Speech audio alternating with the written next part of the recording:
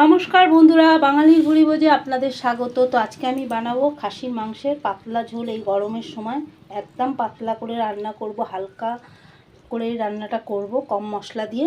তো কড়া আমি বসিয়ে দিয়েছি, কড়া গরম হয়ে গেছে। ফোড়নে আমি দেব তেজপাতা, শুকনো লঙ্কা, গোটা জিরে দেব।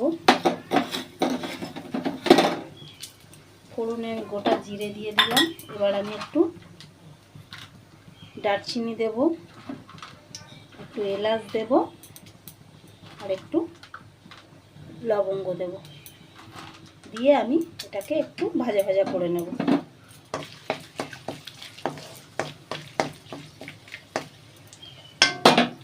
নিয়ে আমি পেঁয়াজটা দিয়ে দেবো, দিয়ে ভাজা দেবো।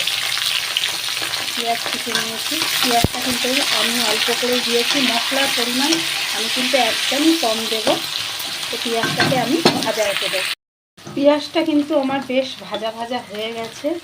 এবার আমি এর মধ্যে নুনটা দিয়ে দেব, পরিমাণ মতো নুন দিয়ে দেব। দিয়ে আমি এটাকে একটু নাড়াচাড়া করবো। এবার আমি এর মধ্যে আদা, রসুন, জিরে আর কাঁচা পাকা লঙ্কা একসাথে বেটে নিয়েছি, এটা দিয়ে দেব।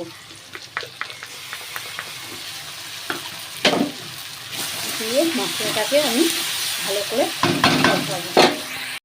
মশলার থেকে আমার কিন্তু তেল ছেড়ে দিয়েছে। এবার আমি মাংসটা দিয়ে দেব।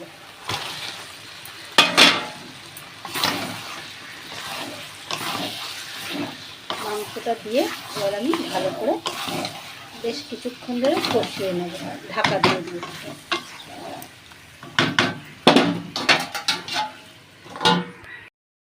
আমার সুন্দর করে কষানো হয়ে গেছে।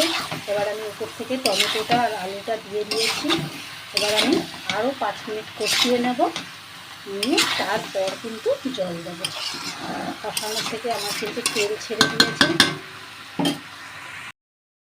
তো দেখুন, আমার কিন্তু মাংসটা সুন্দর করে কষানো হয়ে গেছে। কত সুন্দর শুধু রঙটা হয়েছে দেখুন।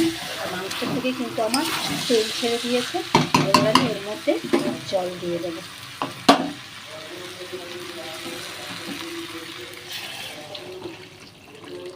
জলটা কিন্তু গরম জল, আমি আলাদা করে ফুটিয়ে নিয়েছিলাম। এবার জল দিয়ে দিলাম। আমি কিন্তু এটাকে একদম মাখা মাখা করবো না, একটু পাতলা ঝোলঝোলি করব। ওই জন্য জলের পরিমাণটা একটু বেশি দিলাম। তো এবার আমি এটাকে হতে দেবো। দেখুন, আমার খাসির মাংসের পাতলা ঝোল একদম হয়ে গিয়েছে, গরমের সময় কম মশলা দিয়ে।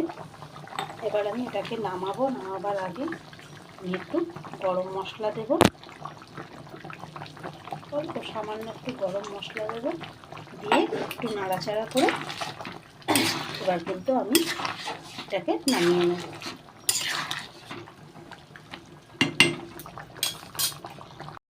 এই যে আমার খাসির মাংসের পাতলা ঝোল একদম হয়ে গেছে।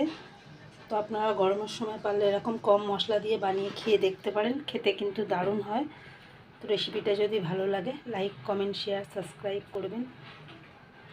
পরের ভিডিওতে আবার দেখা হবে। চলুন।